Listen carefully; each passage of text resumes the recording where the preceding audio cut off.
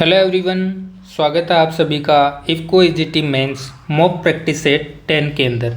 अभी तक हमने इसके 9 सेशंस कवर कर लिए हैं। उम्मीद करता हूं कि आपने वो सभी सेशंस लगा लिए होंगे। जो भी नए कैंडिडेट जुड़ रहे हैं, एक बार पुराने सेशंस ज़रूर लगाएं। पहले क्वेश्चन से शुरुआत करते हैं। Which soil horizon is primarily responsible for the accumulation of clay and mineral leased from upper layer, यानी कि अपर लेयर से क्ले और मिनरल पार्टिकल्स का रिमूव होना और दूसरे होरिजन के अंदर जाना, यानी कि कौन से होरिजन के अंदर एक्यूमुलेट होते हैं, ये पूछा गया है।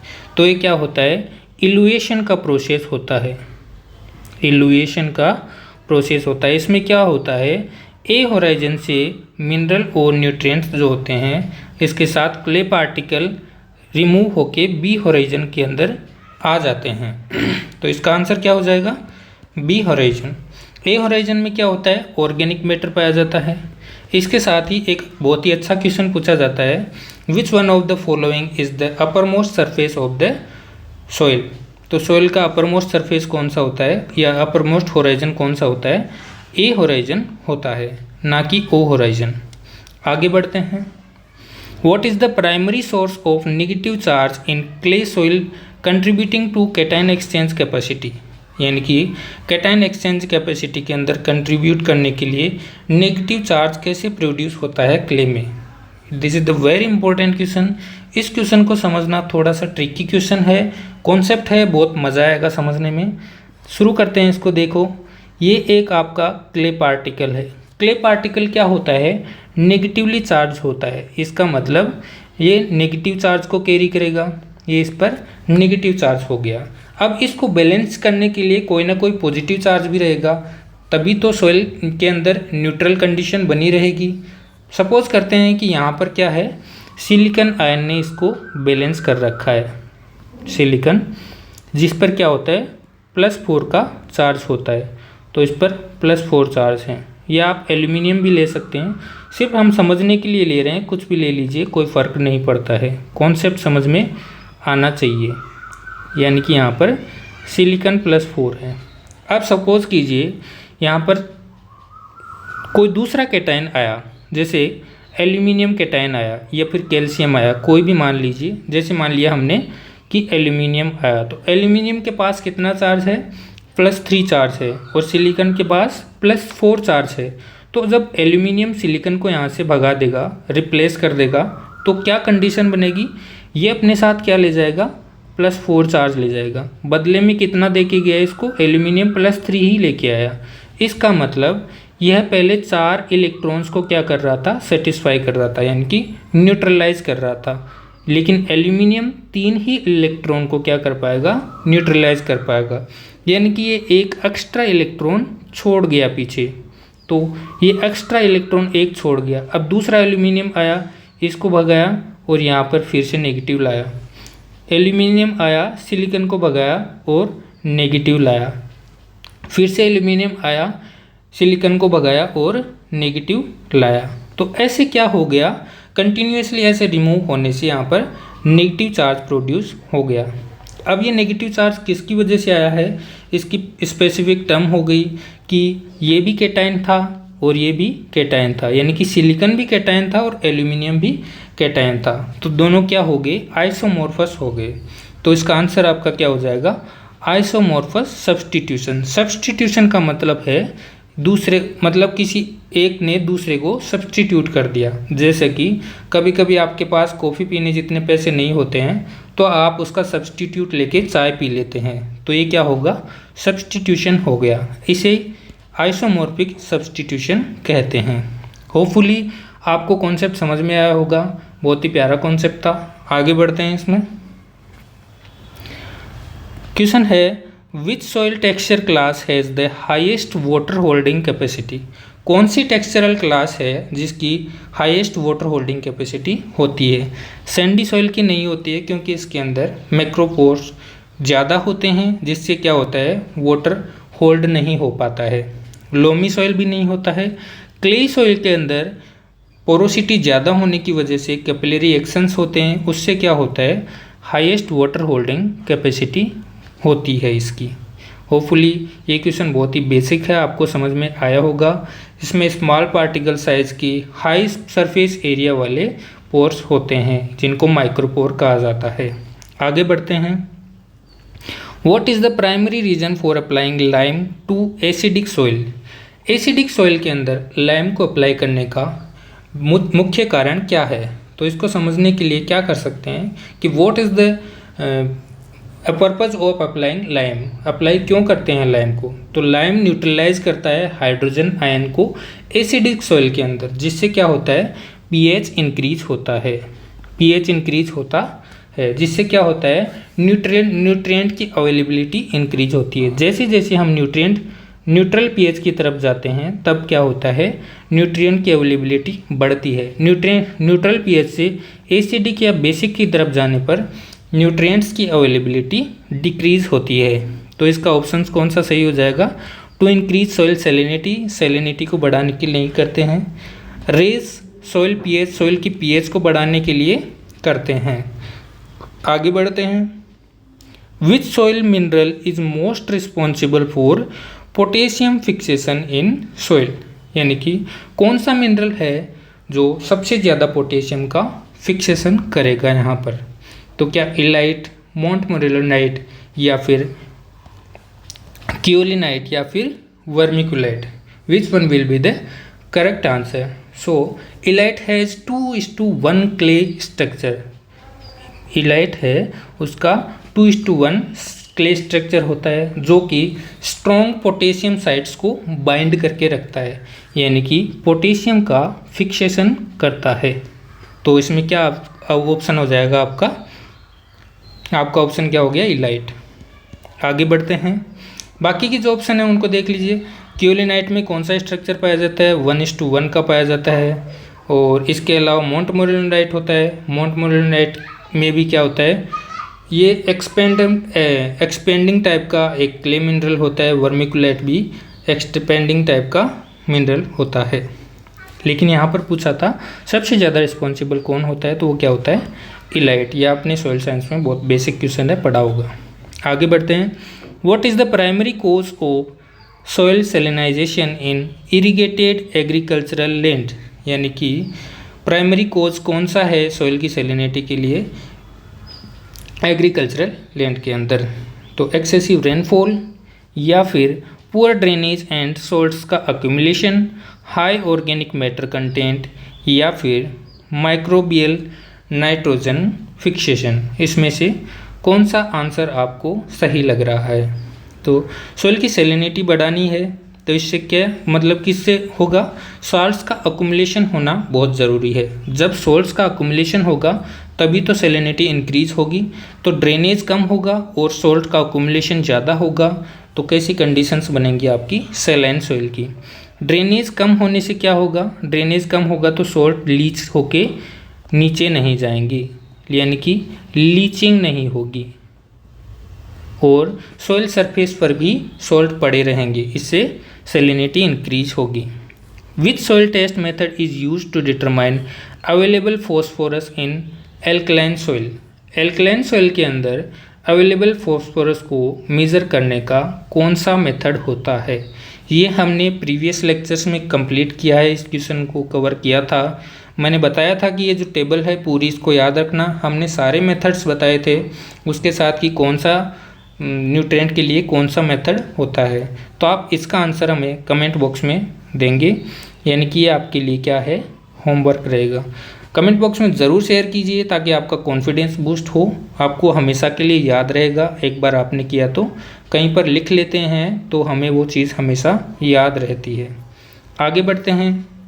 What is the primary factor affecting the rate of organic matter decomposition in soil?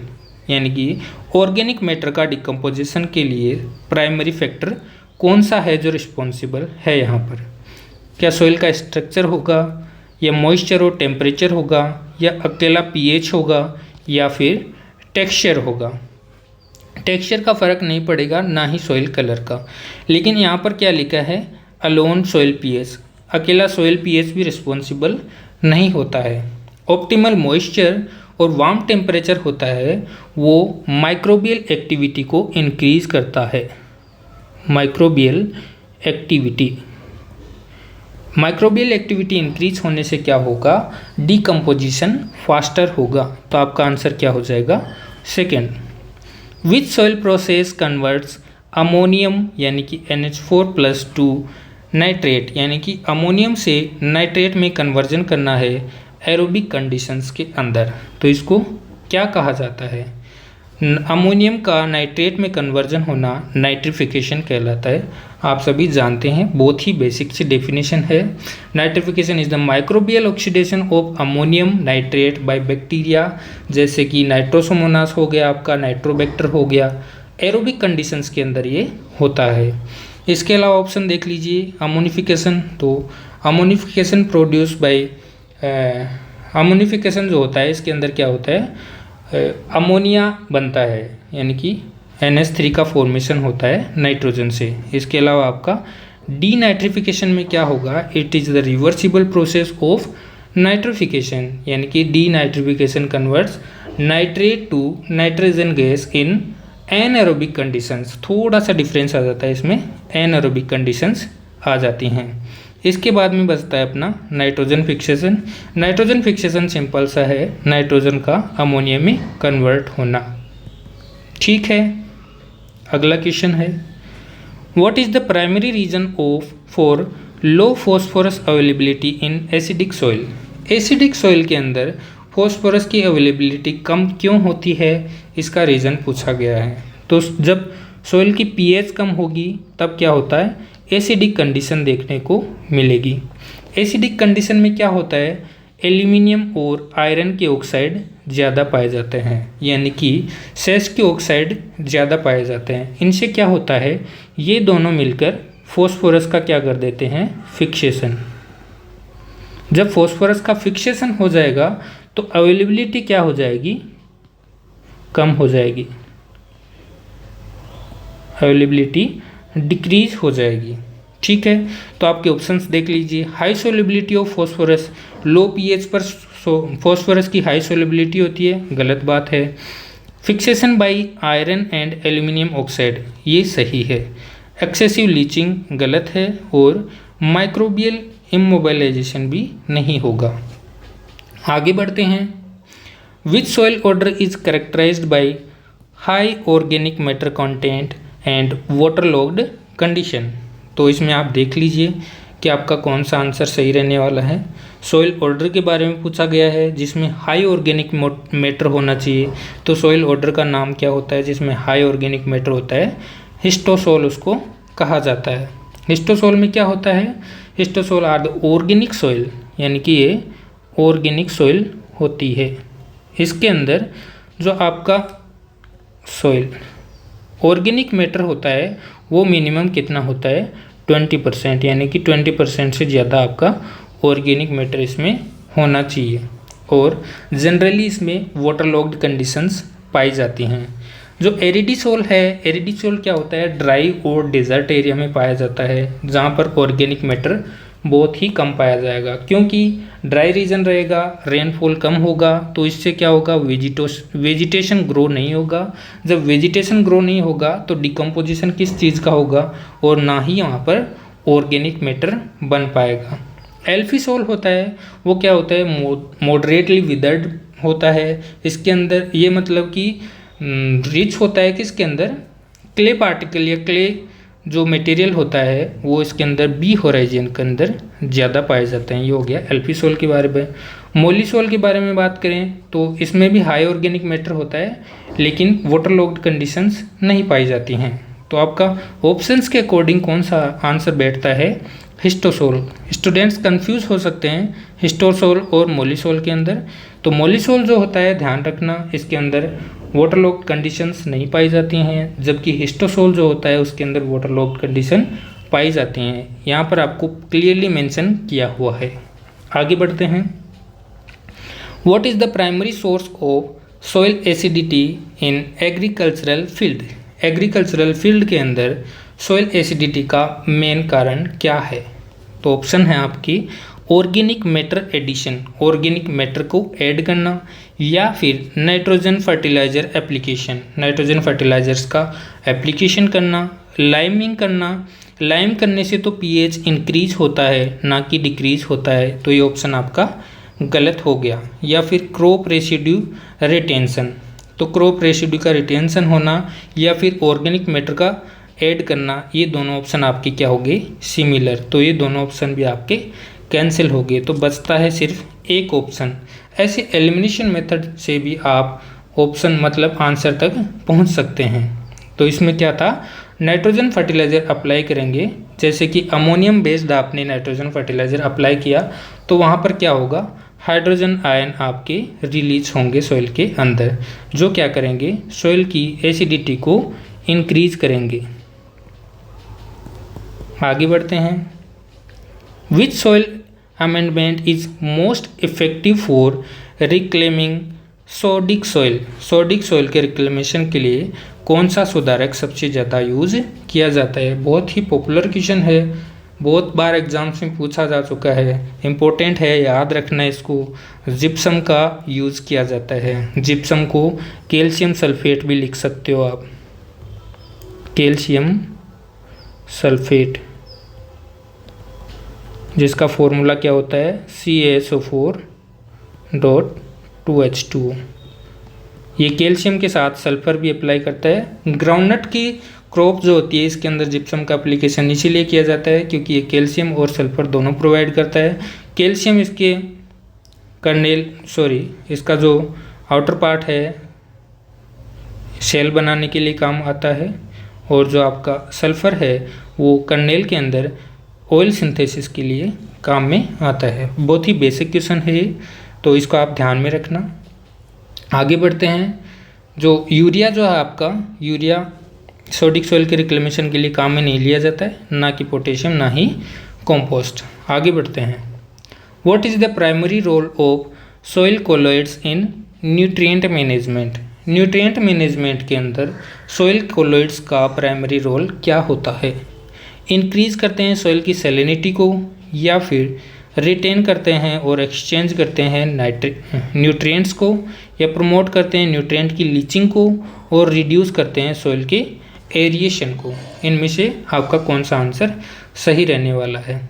Soil colloid actual में होते क्या हैं, क्ले पार्टिकल हो सकते हैं या फिर ह्यूमस हो सकता है, ये आपके कोलॉइड सॉल्यूशन के अंदर पाए जाएंगे। इनसे क्या होता है, जैसे क्ले पार्टिकल है इसका हाई CEC होता है, यानी कि इसका कैटायन एक्सचेंज कैपेसिटी ज़्यादा होती है, इसके साथ ही वाटर होल्डिंग कैपेसिटी ज़्यादा होता है।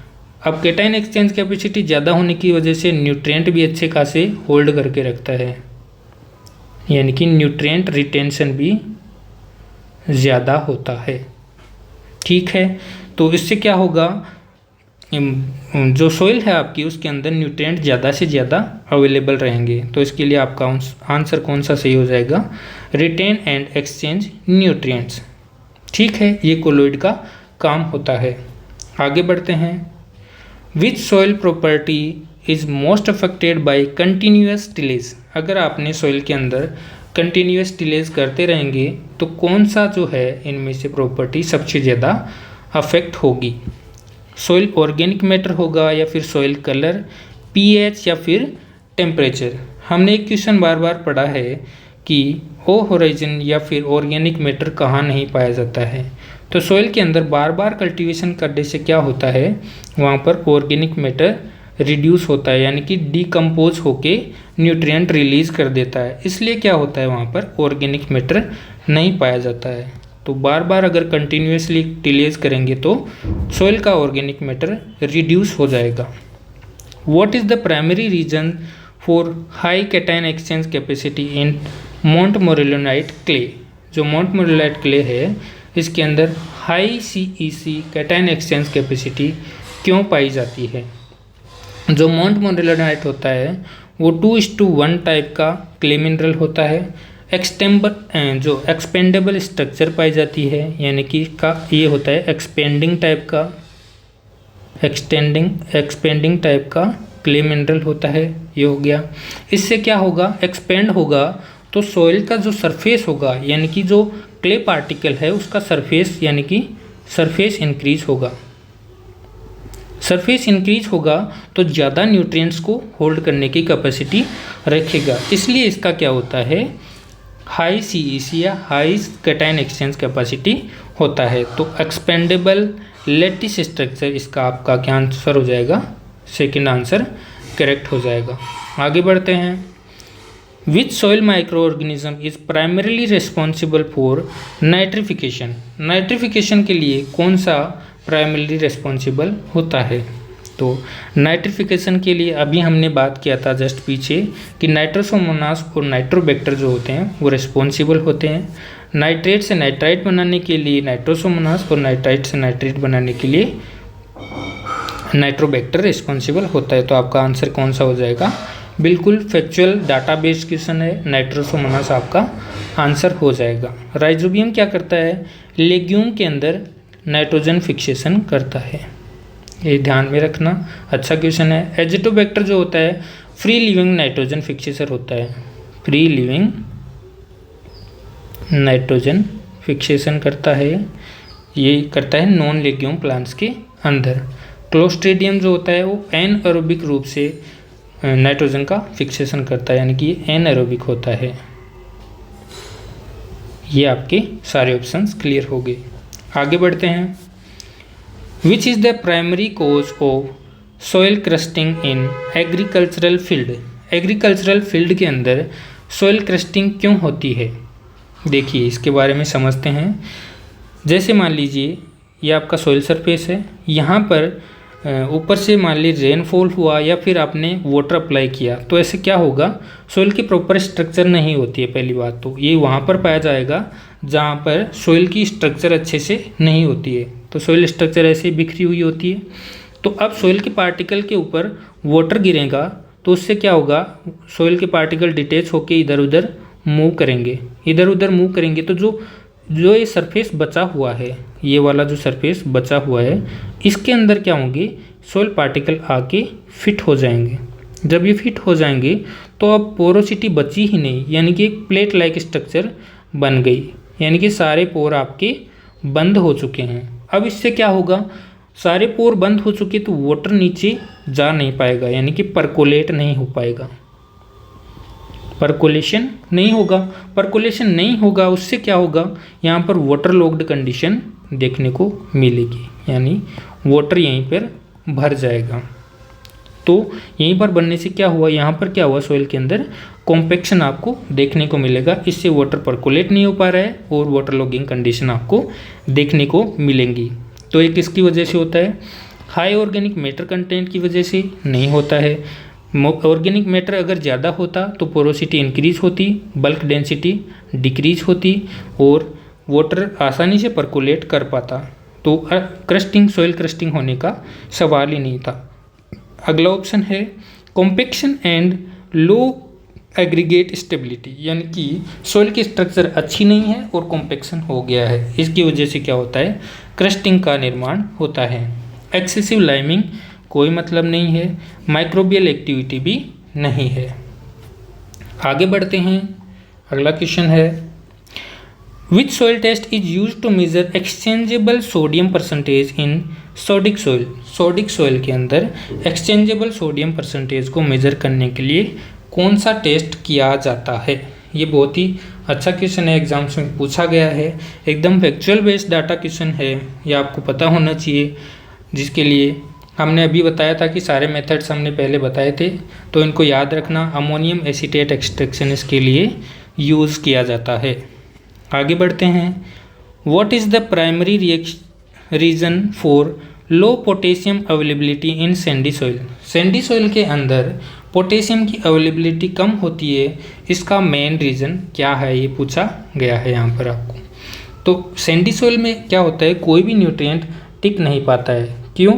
क्योंकि यहाँ पर क्या होता है, मैक्रोपोर ज़्यादा होते हैं, तो कैपिलरी एक्शन नहीं हो पाता है और वाटर के साथ क्या होता है, लीचिंग हो जाता है न्यूट्रिएंट्स का, इसीलिए इसकी फर्टिलिटी भी कम होती है। यानी कि लीचिंग ज़्यादा होने की वजह से क्या होगा, सॉइल के अंदर, सैंडी सॉइल के अंदर न्यूट्रिएंट की अवेलेबिलिटी या फिर पोटेशियम की अवेलेबिलिटी कम देखने को मिलेगी आपको। फिक्सेशन नहीं हो पाता है, फिक्सेशन की बातें नहीं है यहाँ पर, सैंडी सॉइल की बात हो रही थी। और माइक्रोबियल इमोबाइलाइजेशन भी नहीं होगा। हाई ऑर्गेनिक मैटर कंटेंट, अगर ऑर्गेनिक मैटर ज़्यादा होता तो पोरोसिटी अच्छा होता, जो अभी अपने पीछे डिस्क्राइब किया था वही कॉन्सेप्ट यहाँ पर लगने वाला है। होपली ये आपको समझ में आ गया होगा। आगे बढ़ते हैं। Which soil order is most common in arid region with low organic matter, यानी कि एरिड रीजन के अंदर कौन सा सॉइल ऑर्डर पाया जाता है जिसके अंदर ऑर्गेनिक मैटर भी आपका कम पाया जाता है। तो एरिडिसोल आर द ड्राई रीजन में पाए जाते हैं, यानी कि एरिडिसोल जो होते हैं वो ड्राई रीजन के अंदर पाए जाते हैं, जिसको करेक्टराइज ही इसी तरीके से किया जाता है कि उसमें ऑर्गेनिक मैटर कम पाया जाता है और सॉल्ट्स का अक्यूमुलेशन ज़्यादा होता है। तो आपका कौन सा आंसर हो जाएगा? एरिडिसोल। ऑक्सीसोल ये बाकी के नहीं होंगे। ये आपको पता होगा कि ऑक्सीसोल होता है वो हाईली विदर्ड कंडीशंस के अंदर बनता है, जो ट्रॉपिक्स एरिया के अंदर पाया जाता है, ट्रॉपिक्स एरिया के अंदर पाया जाएगा। और अल्टीसोल जो आता है आपका एसिडिक कंडीशंस के अंदर पाया जाता है या ह्यूमिड रीजन्स के अंदर पाया जाता है, ह्यूमिड रीजन के अंदर हो गया। ऐसे ही जो आपका एंडीसोल होता है वो वोल्केनिक होता है और एरिड जोन जो होते हैं उनके अंदर नहीं पाया जाता है। आगे बढ़ते हैं। Which is the primary factor influencing soil hydraulic conductivity, soil की हाइड्रोलिक कंडक्टिविटी को अफेक्ट करने वाला प्राइमरी फैक्टर कौन सा होगा? सोइल का पीएच या फिर टेक्सचर, कलर या टेम्परेचर, कौन सा आंसर इनमें से होगा? तो हाइड्रोलिक कंडक्टिविटी क्या होता है? ये डिटरमाइन करता है पोर साइज़ के मतलब डिपेंड करता है पोर का साइज़ कितना है, कंडक्टिविटी कितनी है, सोइल की बल्क डेंसिटी कितना है, ये सब चीज़ें इसको अफेक्ट करती हैं। तो ये क्या होता है? सोइल का परमानेंट फैक्टर होता है जो सोइल टेक्सचर के द्वारा डिसाइड होता है। आगे बढ़ते हैं। Which soil nutrient is most susceptible to leaching in acidic condition, acidic condition के अंदर लीचिंग के लिए कौन सा न्यूट्रिएंट सबसे ज़्यादा ससेप्टिबल है, पूछा गया है। तो क्या होगा इसमें? क्या फॉस्फोरस या फिर पोटेशियम या कैल्शियम या फिर आयरन? एसिडिक कंडीशन की बातें कर रहा है तो एसिडिक कंडीशन के अंदर सबसे ज़्यादा ससेप्टिबल लीचिंग के लिए पूछा है। तो फॉस्फोरस का तो क्या होता है? फिक्सेशन होता है, अभी हमने पीछे देखा है। पोटेशियम का भी क्या होगा? फिक्सेशन हो जाएगा। आयरन और एल्यूमिनियम तो होते ही हैं जो फिक्स करते हैं। सिर्फ अकेला कैल्शियम बचा जो क्या होगा? लीच आउट होके चला जाएगा। क्यों हो जाएगा? क्योंकि कैल्शियम क्या होता है? बेस कैटायन होता है। इसके अंदर क्या होता है? रेडियली लीच हो जाता है एसिडिक सॉइल के अंदर, क्योंकि लो CEC पाई जाती है एसिडिक कंडीशन के अंदर और हाई हाइड्रोजन कंपटीशन पाया जाता है जो इसको रिपेल करके लीचिंग के लिए मजबूर कर देता है। आगे बढ़ते हैं। What is the primary role of humus in soil fertility, यानी कि ह्यूमस का क्या रोल होता है सॉइल की फर्टिलिटी के अंदर? तो ह्यूमस से क्या होता है? देखिए options. Increase soil salinity, soil की सेलिनिटी को इंक्रीज कर देता है तब फर्टिलिटी बढ़ती है, या फिर एनहांस करता है न्यूट्रिएंट रिटेंशन को और सॉइल की स्ट्रक्चर को, प्रमोट करता है न्यूट्रिएंट की लीचिंग को, या फिर रिड्यूस करता है सॉइल की एरिएशन को। देखिए ये तीनों नेगेटिव इम्पैक्ट डाल रहे हैं और सिर्फ एक ही ऑप्शन है जो पॉजिटिव इम्पैक्ट दिखा रहा है। तो एलिमिनेशन मेथड के अकॉर्डिंग भी आप जाओ तो आपका आंसर क्या हो जाएगा? सेकंड। ह्यूमस से क्या होता है? ह्यूमस जब डिकम्पोज हो जाता है तो सॉइल के अंदर न्यूट्रिएंट के अवेलेबिलिटी को इंक्रीज करता है और सॉइल की स्ट्रक्चर को सुधारता है, जिससे क्या होता है? वाटर होल्डिंग कैपेसिटी भी इंक्रीज होती है, न्यूट्रिएंट रिटेन होते हैं। सॉइल स्ट्रक्चर इंप्रूव होने से क्या होता है? फर्टिलिटी और यील्ड भी बढ़ती है। अगला क्वेश्चन आपका, which soil process is responsible for the loss of nitrogen as nitrogen gas in waterlogged condition, यानी कि वाटरलॉक्ड कंडीशन के अंदर नाइट्रोजन का नाइट्रोजन गैस के फॉर्म में रिलीज होके इवेपोरेट हो जाना या फिर लॉस हो जाना, इसको क्या कहते हैं? ये पूछा गया है आपको। तो इसको क्या कहते हैं? डीनाइट्रिफिकेशन कहा जाता है, जो वोलेटिलाइजेशन के कारण होता है। तो आपका ऑप्शन तो कौन सा सही हो जाएगा, डी नाइट्रिफिकेशन। नाइट्रिफिकेशन तो उल्टा प्रोसेस होता है जो एनवायरमेंटल नाइट्रोजन को फिक्सेशन करके अमोनिया में कन्वर्ट करवाता है। अमोनिफिकेशन में भी क्या होता है, अमोनिया प्रोड्यूस होता है, इसलिए ये भी आपका सही आंसर नहीं होगा। नाइट्रोजन सर लॉस हो गया तो फिक्सेशन तो वैसे भी नहीं होगा। इसका आंसर क्या हो जाएगा आपका, डी नाइट्रिफिकेशन। जो डीनाइट्रिफिकेशन है वो एनारोबिक कंडीशंस के लिए होता है, इसलिए क्या होता है, वाटर लॉक्ड कंडीशन क्या होती हैं, इसके लिए फेवरेबल कंडीशंस बन जाती हैं जहाँ पर माइक्रोब इसको नाइट्रोजन गैस में चेंज कर देते हैं, कन्वर्ट कर देते हैं। Just a minute. हाँ, तो आगे बढ़ते हैं। अभी तक हमने बहुत ही अच्छे खासे क्वेश्चंस कवर कर लिए हैं, लगभग 28 क्वेश्चंस हमारे हो चुके हैं। बाकी के क्वेश्चंस को कल कवर करेंगे, अभी थोड़ा इमरजेंसी काम आ गया, उसके लिए जाना पड़ेगा। मिलते हैं कल के सेशन में, तब तक के लिए रिवीजन करते रहिए, अच्छे से पढ़िए, मस्त रहिए।